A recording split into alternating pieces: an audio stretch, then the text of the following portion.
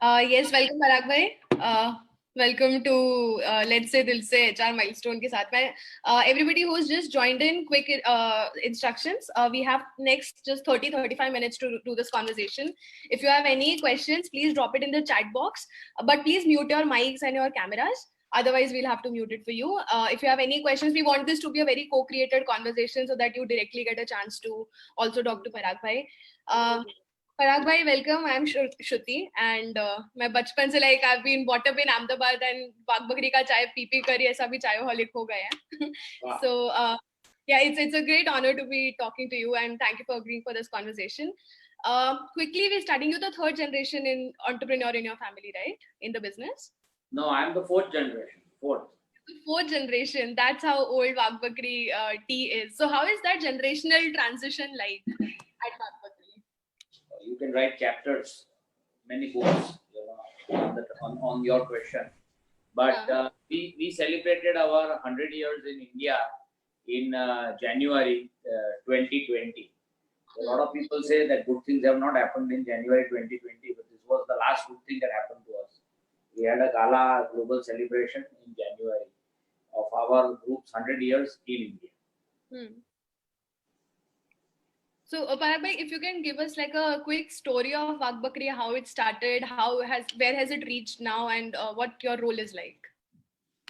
Okay, so as short as possible, my great grandfather used to own tea gardens in Durban, Africa. Now he sent his son, my grandfather, to boarding school, and in those days Rajkot was a princely state, and all the kings used to send their princes to for boarding school in Rajkot, like we have Mayo School now, or we have the Doon School right now. So there he became childhood friends of Mahatma Gandhi, and once he graduated, he went back and joined his father's business in the tea gardens. Now, when Mahatma Gandhi became a barrister from Pune, he went for further education to Africa, and that's how, as a childhood friend, they were staying together, being in touch, etc. And then, as all of you must have seen in the movie Gandhi, he was thrown off the train, and he then started the Quit India movement. So in those days, the British were ruling Africa, and the British were ruling India. So Gandhiji influenced my great grandfather that you have earned much in life.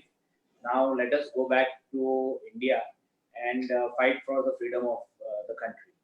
So the general understanding was that we will go back to India for 5-7 years, get rid of the British from India, and come back and manage our business. So one day, 27 people of our family sat on a ship, and they came to Ahmedabad because our original hometown was Mehmedabad, and Gandhiji was in Sabarmati Ashram in Ahmedabad. So then, since that day till now, no one has ever gone back to Africa. And in those days there was no banking system, no exchange rates, etc. So what was there was all gone. But what we achieved was, the freedom of India that we are all now enjoying since a good 70 years. And in those days, our tea was the only thing we knew. So while rest of the family went into the freedom struggle, there was always the youngest of the family. He was supposed to run a small tea shop. So in old Ahmedabad, he opened a small tea shop. And then the discussion was, how do we name and what do we name our tea shop? So in those days, Russian circuses were very famous, just like Bollywood is now. And there was a lot of wise men in the evening used to go for satsang, etc. So in one of the discussions, a wise man or a saint, he drew the picture of the strongest animal, which is the tiger, and the weakest animal, which is the goat, and both drinking from the same cup of tea. And that's how Wagh Bakri tea was born. One of the reasons we wanted to have a philosophy was, in the British times there were different rules for the rich and the poor, and the British and the Indians, and we wanted to have a story of equality. So quickly, in my grandfather's generation, one shop became 7 shops in Ahmedabad.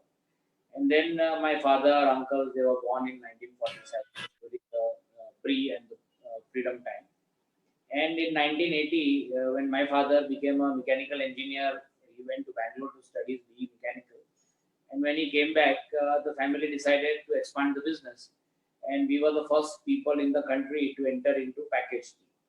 So since 1980, we entered into packaged tea, and the going was rough till 85, 87, 88, when people were not fans of branded stuff. Normally, commodities were seen as places of buying, purchase. People used to go still to our shops to buy tea, and there was no, I mean, there was no inclination towards brands at that time. But fortunately, unfortunately, there were riots in Gujarat at that time, the 80s, and people started recognizing that the quality of the tea in the pack is the same as the quality of tea in the pack, in the shop. So that's how slowly packet tea started expanding, and we did not lose our faith in packet tea. And then in the early 90s, I went to America with my father for just a fan trip, and we were astonished at the country and the people and their love for coffee. So then we decided, let's try selling tea in America.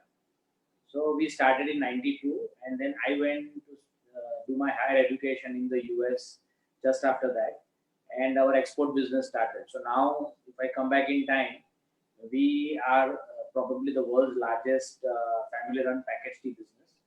We export to more than 45 countries.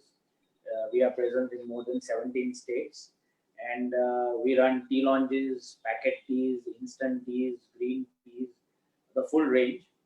We have one of the largest standalone plants which makes which blends packaged tea 50 kilometers from Ahmedabad, and we are enjoying work just as I believe my grandfather would be enjoying work at this time. So that's just the story in a nutshell. That's a very brilliant, interesting story actually. So you know how I asked you the first question, like how like वो generation to generation जब business pass होता है, yes. Yeah, so when a business passes on through generation, there are a lot of changes that you see. With Wagh Bakri, what has stayed consistent, like which is not very consistent in a lot of family businesses, is how the quality has remained same. You have held your position in the market and it's only grown, like with different ranges that you have launched, and that market position is not deterred even with MNCs coming into the picture. So how did you do that? Like what are the strategies that work for you that could work for other companies? So I would say the key strategy is, respect for customers and focus on quality, and also the topic that we are discussing, HR. I think we have had one of the best HR policies since time eternity. Anyone who joined us always preferred to retire with us. We treat every employee as family. I would personally know everyone, by name, by background and everything. My uncle would know most of the older people even by their birthdays. So that's the level of involvement we have. And in this digital world, we have kept our core competencies of being human, being practical, and not giving things like targets, etc., to our people. We still today's day and age don't have a system of huge variable pay, which most of the consultants globally, they we pay them and they tell us that you should have at least 30-35% variable pay, because most of our competitors, they have 40-45% variable pay. But we somewhere don't believe in the theory of variable pay, and that's how God has been kind. We have been lucky, and we have focused on one product category, which is tea. So I think that's where our success mantra lies somewhere. Right. I've also heard that आप लोग जहाँ पर चाय supply कर रहे होते हो वहाँ के पानी और दूध के हिसाब से you also change the quality of the tea so that the taste comes the best. Is that true? Yeah. So when I started, I told you that the first thing is we respect our customers the most. तो India में आप हर 250 kilometre के बाद आपको अलग culture दिखेगा, लोग अलग तरीके का खाना खाते हैं, लोग अलग तरीके से चाय बनाते हैं, लोगों की जुबान उनका adaptation of life is very different. So similarly, when it comes to making tea, in every cup of tea there is say 2 grams of tea, but most of the quantities of milk and water. And अगर अच्छी लगी तो लोग बोलते हैं चाय अच्छी है, बुरी लगी तो बोलते हैं चाय बुरी है. तो हमारी रिसर्च टीम कोई भी नए मार्केट में हम जाते हैं उससे 6 महीने पहले काम चालू करती है, और वे वो एरिया के पानी का टेस्ट करते हैं, वो एरिया के मिल्क की क्वालिटी का टेस्ट करते हैं. जैसे आप साउथ गुजरात जाएंगे, सूरत के पास वलसाड, वापी, वो रीजन में, it's the orchard region of Gujarat, so they drink like 2 fat, 3 fat milk. Whereas if you go to Mumbai and Delhi, you will find people using milk powder more. Yeah. Also, the quality of water, most of these regions have hard water, whereas we are used to soft water. So our blends keep on changing to ensure that your cup of tea does not change. So it is very important that we keep up this, and every now and again, like once a year at least, we keep on going back and check our research findings. क्योंकि हमारे पास जो database है उसमें कई बार ऐसा होता है, जैसे मॉनसून आया तो कॉर्पोरेशन थोड़ा क्लोरीन की मात्रा बढ़ा देंगे, तो उस हिसाब से हमें ब्लेंड भी चेंज करना पड़ेगा अलग अलग रीजन में. So that's something that we are very passionate about, and that's one of the reasons customer trust us. So ये जैसे लॉकडाउन में कई दुकानें में हमारी चाय नहीं मिली, तो people prefer to wait. They wrote to us, they called us, they कईयों ने गाली दी, कईयों ने प्यार से बोला कि हाँ हम जानते हैं, बट कब तक आ जाएगा, क्या लगता है. So I think all this love and affection over generations has been because of our consistent respect for our customers.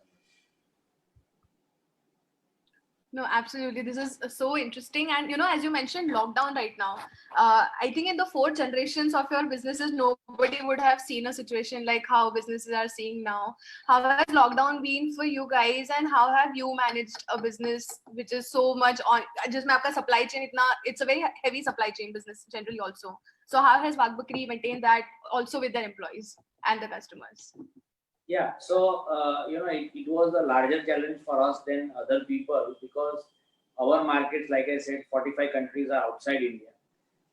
We procure mainly from the other part of the country. Our global headquarters is in Ahmedabad in Gujarat, and right across the country, the tea grows in the northeast region, which is the most rural parts of Assam, West Bengal, and that region. Also, we buy some qualities of teas from Africa and Sri Lanka also. So while this lockdown happened, we were actually doing a major promotion globally for the upcoming Eid festival. So a lot of our containers were actually stuck either in the sea or at the port.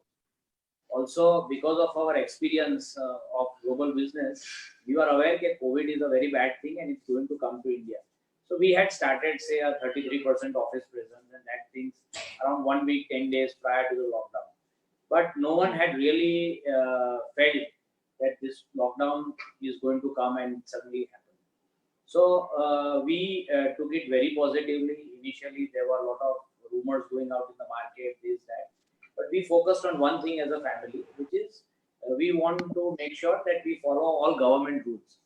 So one of the big challenge was social distancing, following every step. Our distribution was, all over the place. The shopkeeper was not willing to do a lot of things which the government was telling. Our distributor had challenges in getting safety gear, etc. So in the last 2.5 months, we have been extremely agile, and we have made sure that we now have a business plan. जब तक lockdown या Covid रहेगा, तब तक लोगों को चाय मिलेगी. So कितनी मिलेगी, कब तक मिलेगी, वो पता नहीं है, but मिलेगी जरूर. So is that plan, like in the post-COVID world, is that plan of survival or is it a plan of growth? So right now we are focusing only on survival. In fact, the lockdown came in March, by which we had already made our annual business plans, etc. Now we have scrapped everything and we are back to square one. We have decided that, let us survive the COVID period.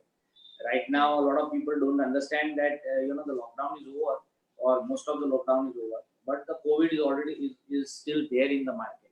Right. There is a lot of fear amongst people, rightfully so.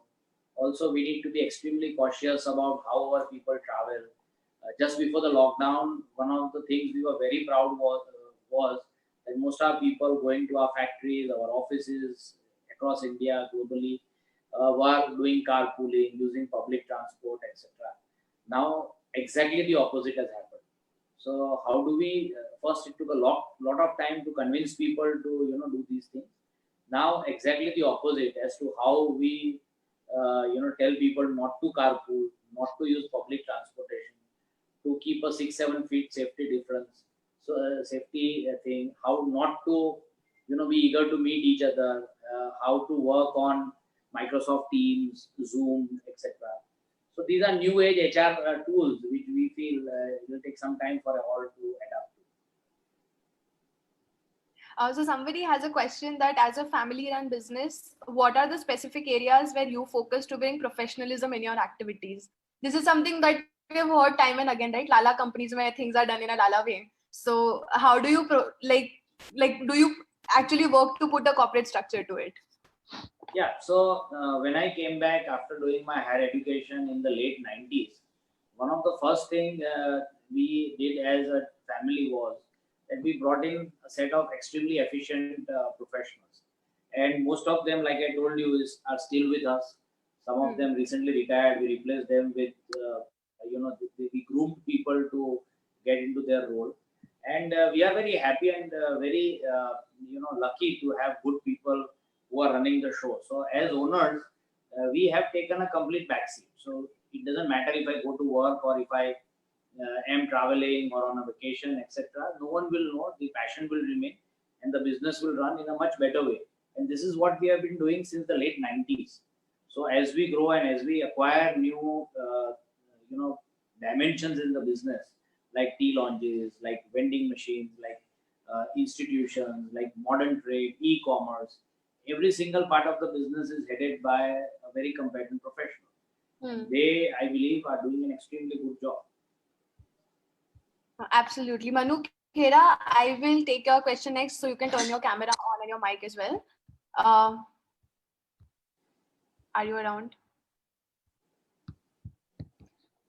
Okay. Anyway, somebody has a question. How do you drive engagement and performance and collective brilliance without a defined variable pay scheme? Yeah, that is to be seen to be believed, because a variable pay scheme normally is restricted to the computer. So you need to fill in forms and stuff like that. Whereas our way of working is very different. We are engaged with our people are engaged with their teams, and not only at a personal level, even at a family level. So we have very frequent picnics, annual days, celebration of birthdays, celebration of festivals, dressing up, doing things which keep everyone happy. And, like we have our football team, our cricket team, and we take part in a lot of these kind of sports activities.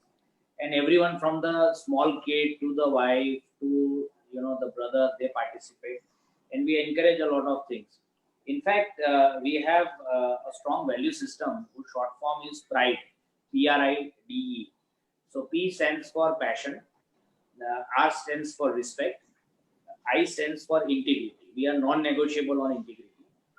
D stands for discipline. A lot of times we groom people and we train them what is the right Wagh Bakri way. That's where discipline comes. And E stands for excellence. That no matter what we do, we have to achieve excellence in our work. So that is what has helped us over the years. Okay. Manu Khera has a question. How do you plan to adapt your brand experience and communication for young millennials, which is people born after 2000? And would a traditional brand name like Wagh Bakri click with them? Can you repeat the question? The first part I thought. Yeah. So his question is, for young millennials, like people who are born after 2000, how do you plan to adapt your brand for them? Like, does it still work with them, or is it still like the older generation and the younger generation is not going for tea? How is that like? No. So if I think if you guys can go to any of our digital sites, you will see most of the guys who are engaging with us are youngsters, and most of our new product launches in the last maybe 10 years have been lapped up by the millennials much more than the older generation. The older generation wants their subeh ki kadak chai with milk, sugar, everything. Younger people are more on our various forms of, like, I think you are consuming a tea bag, and like a lot of people like lemon tea. They drink, like a lot of young people today are moving out of colas.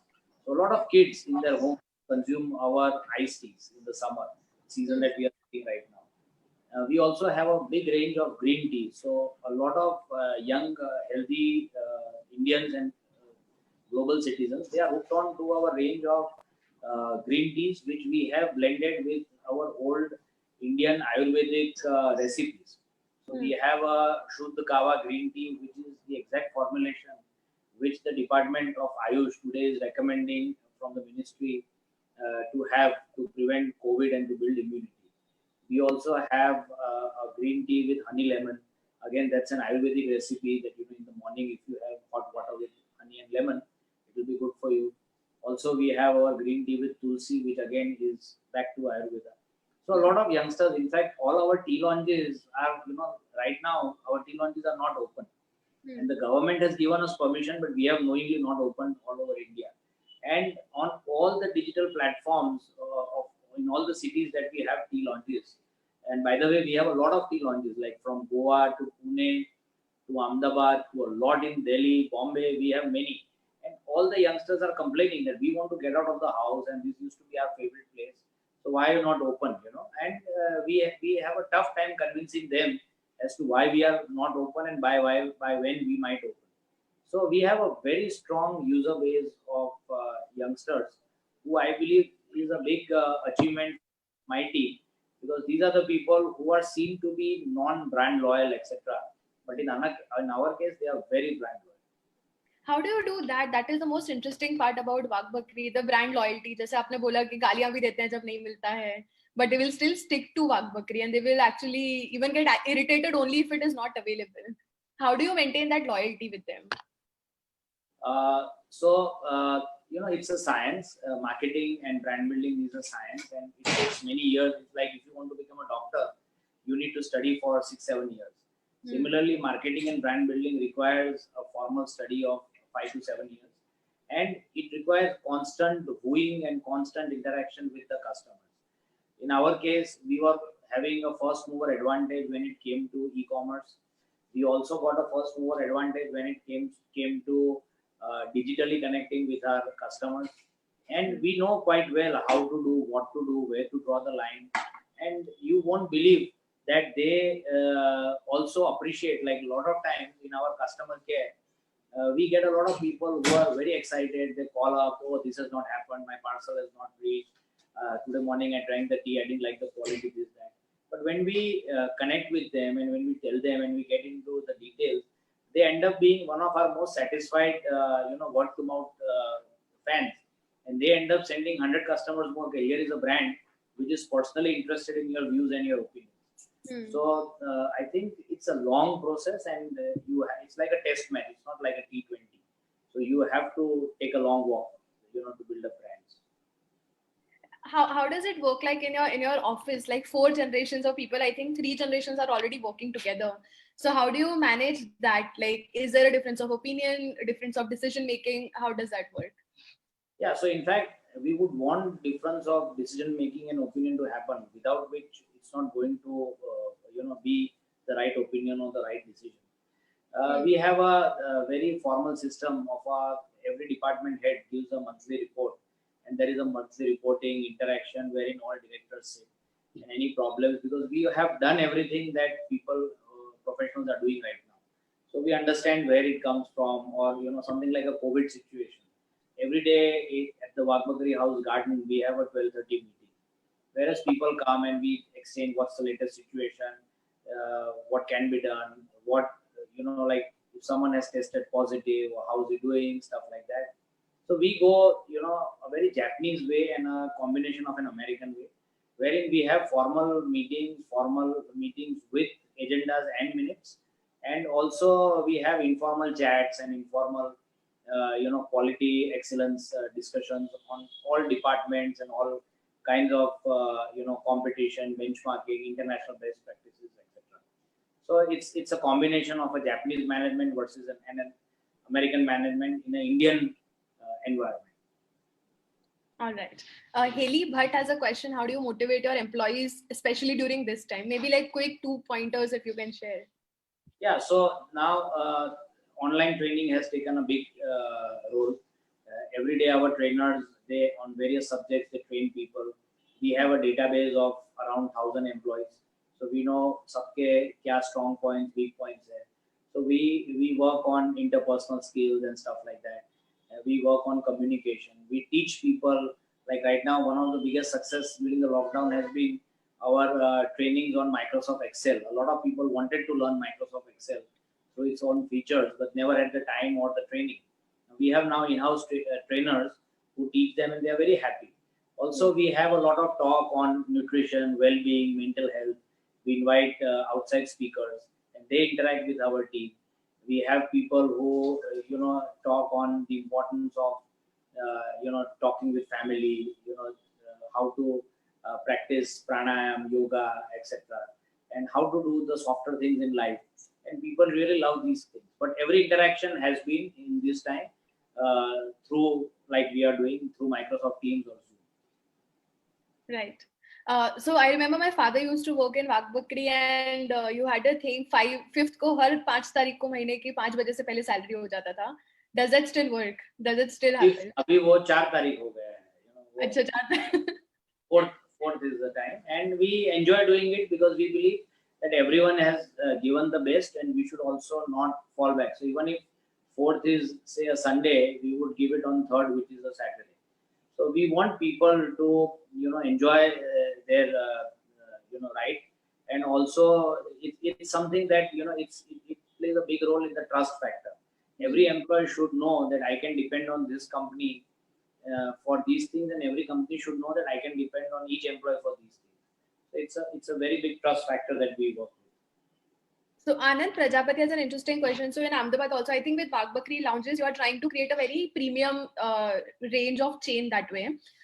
Does competition threaten you? Like there are very much cheaper options available. There are CCDs and other cafes like that. How do you differentiate yourself, and how do you maintain that differentiation? So, we hardly use the word competition when it comes to tea laundry. We believe we have no competition. And not only in Ahmedabad, even in a place like Goa, where actually no one would go to have tea in Goa, it runs to packed houses because, people like the ambience, people like the way our people, love tea.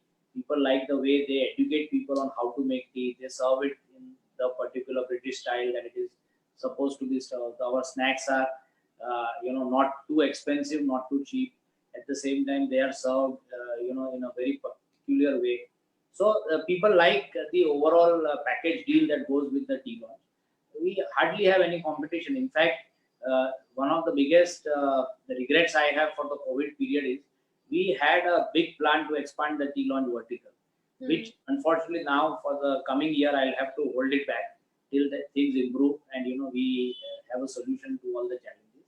But the tea launch was something which never had competition, and I believe will never have. And tea, how about that? There are so many new entrants now in the tea range itself. So again, we have taken the lead in being friends with all our competitors.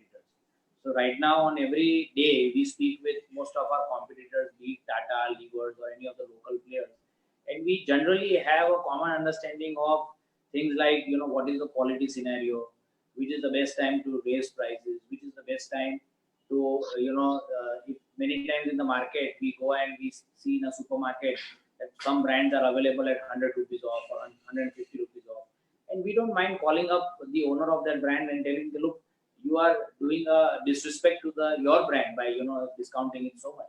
So the tea industry, thanks to people like us, we have kept it very in terms of competition, very, very communicative with each other. At the same time, we compete for every cup of tea. There is no doubt in that. And our people also know that while the salesman on the street competes, the owners are well aligned with each other and they are good friends with each other. So this is how we win in the long term. So where is the competition then? Is it the costing which is the competition, or is it the quality which is the competition? How do you what is the parameter of competition? I think the parameter is the passion, that my salesman should be so much more passionate than any other product salesman, or my tea buyer should be so much passionate about the quality of tea he or she buys. My tea tester should be so passionate. My person working in the factory should be so passionate. During the lockdown, we got so many phone calls and so many communications from the worker who has been with us for 10 years, 15 years, 20 years, that look, I know there's a lockdown, but if there's anything, we can come, we can help, we can do it. So we feel grateful to them that, the passion is still alive and ticking. And that is what sets us apart. So somebody had a question around this, like how are you anticipating labor issues to happen like post-COVID period, like post-lockdown especially, or are they already happening? and how are you managing them? Yeah, so the labor issues are already happening. We were the first to be hit because most of the tea garden pluckers in the northeast region, if you have been to any tea garden, you would know that a tea garden employs, it is the largest employer of daily wage females in the world. Okay, and during the lockdown, none of them could actually work. So our problem started from the production side. Today, we don't have enough tea to give to our people, and it will take another 6 months for situation to go back to the pre-COVID time. Also, in terms of transportation, with the migrant crisis, we had a lot of issues. Even by paying double the charges, we could not get our transport from point A to point B at the given time. Right now, also at our our sales team, a lot of people have gone back to their homes. We have a lot of migrant workers. So the issues are, very sad that a country like India has to face some issues. I personally believe that such a long lockdown was not warranted, and the migrant situation could have been planned and handled better. But what has happened has happened. No use crying over spilled milk, and eventually time will find a way out of it. Absolutely. I think we'll need to wrap it now because I guess you have a further commitment. Thank you so much for joining us over here. We'll also take a group picture together. So everybody, you can turn on your cameras. Wow. Meanwhile, Harish bhai, if you want to end this.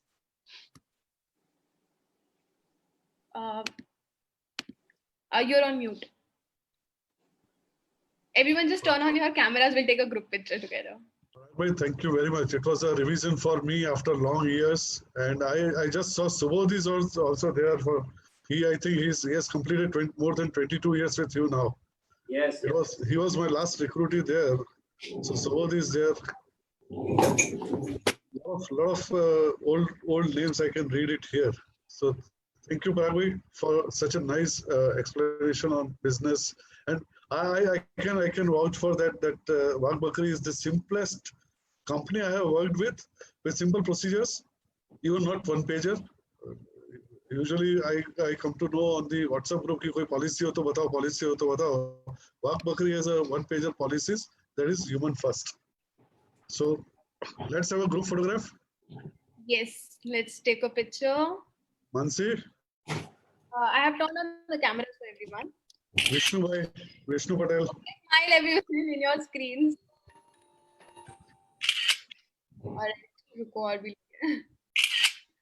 All right.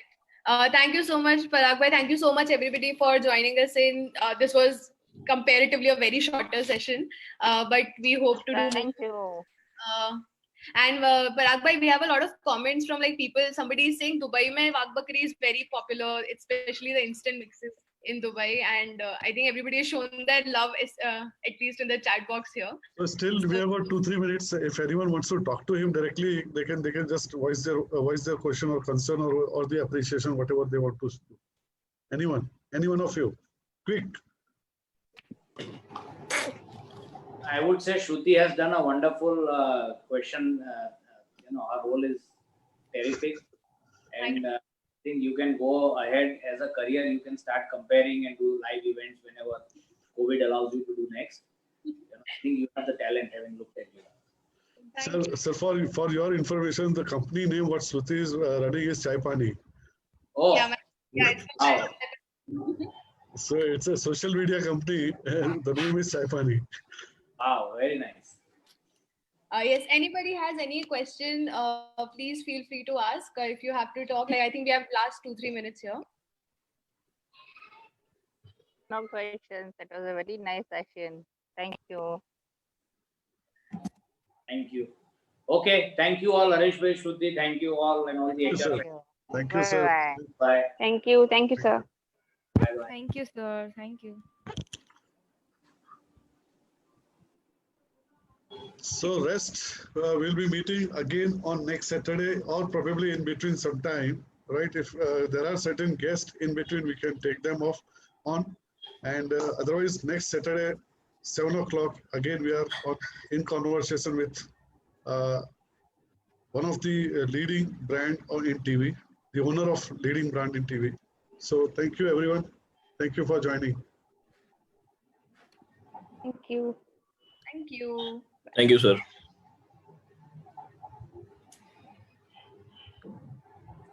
Thank you, sir. Thank